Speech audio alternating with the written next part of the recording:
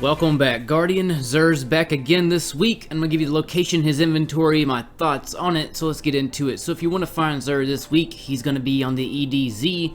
So let's hop into it and find out how we can locate old Xur. So if you go down to Winding Cove, that's where you want to go to start your travels to him. So fast travel there. As soon as you load in, get on your Sparrow, go straight where you see that Guardian up above. That's where he's actually at right now. Just climb the mountaintop. You'll see a few ads. Go ahead and clear them out because they can kill you while you're talking to Xur. But let's hop into the weapon that he's selling this week, which is a weapon that will always live on in the Destiny community, and that is Wardcliff Coil. What this does is it shoots a tracking volley of rockets. You can also get the catalyst for it as well that gives it enhanced tracking, where it kind of keeps them all together. It's a really great weapon. The only downside of this weapon, which will happen to a lot of people, is if you get any one of those little volleys to hit a ledge in front of you, you will automatically kill yourself. But the main benefit of Wardcliff Coil is the mass ad clearing that it can provide, and also just massive damage that it can do to single targets. One really clutch perk that it provides is if you see a brick of ammo and you have this weapon already equipped, all you gotta do is touch the brick, it automatically loads the volley in there.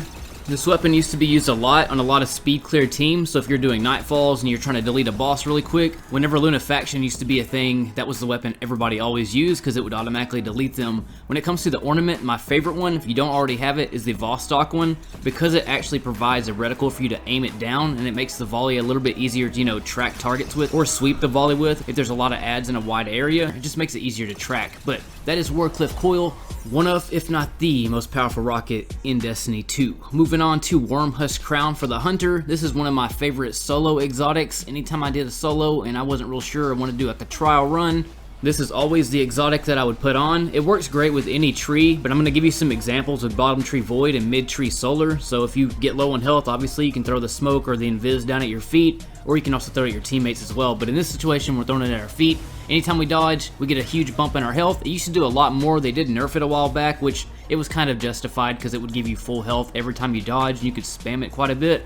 But again, if you're using like solar knives, using Gambler's Dodge, the solar mid-tree gives your dodge ability recharge back when you damage people with the throwing knives. So with that being said, you can just keep dodging and throwing knives onto a boss target and keep getting your health back over and over again. You can also put things like Enhanced Bomber and Bomber with that. Just a lot of different combinations to make this exotic shine even more, but alone and by itself, it's still one of the best exotics for the Hunter in the game. If you don't have it already, One-Eyed Mask is going to be a great exotic for you to own. The stats on this one aren't that great, but they're decent for what it is. This exotic does a lot of benefits. So anytime you're damaged the most by a target, it'll highlight that enemy, as you see right here, and I kill him, and when I kill him, I get an overshield, and I also get Vengeance, which is the same as like kill clip damage. So you can stack that with any type of weapon, whether it be a sword, a fusion rifle, a shotgun, whatever weapon you have on, you get 7 seconds of Vengeance after you kill that target. This ogre here just damaged me, so it highlighted him, I killed him, and you can see that at my health I was almost dead, but it also gives you on top of that overshield, you also get your health back to the white stage on top of that with the overshield and then the 7-second of Vengeance. The way that the highlighting works, you don't get to select what target you want it to highlight. It works by whoever hits you 2 to 3 times first. So if you're in a room with a ton of enemies in it, the first one that hits you 2 to 3 times is the one that's going to get highlighted, and then once you kill him, the process will start all over again. But definitely check it out. That and Doomfang are two of my favorite exotics for the Titan. Now lastly, for the Warlock, Fellwinter's Helm, which got taken out of the game last season because it was semi-broken, but what happens is when you do a melee Arc Solar Void, whatever you do, if you melee kill them, it will make all nearby enemies staggered and weakened for a short period of time. The stronger the enemy you do this against, the wider the range of that is, or the blast or effective radius is, and the longer that it lasts. So if you do a finisher or the melee, it's going to do that. It's real beneficial, but also a very, very situational exotic. If you're trying to use this in Grandmaster, sometimes it's kind of a hit or miss because though it will stagger a lot of targets, it doesn't do boss targets or champions. Personally, when I try to use it in Grandmaster, usually I do finishers before I leave encounters, so for me, I never really got much benefit out of it, and good luck trying to do a melee kill in a Grandmaster. It's a base to mid-game tier exotic, but I wouldn't take it into anything too difficult.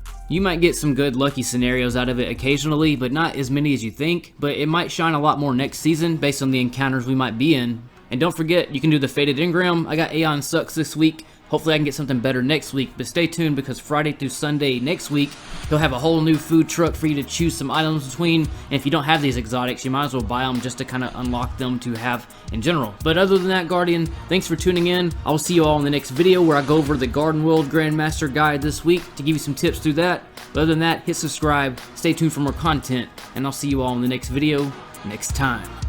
In space.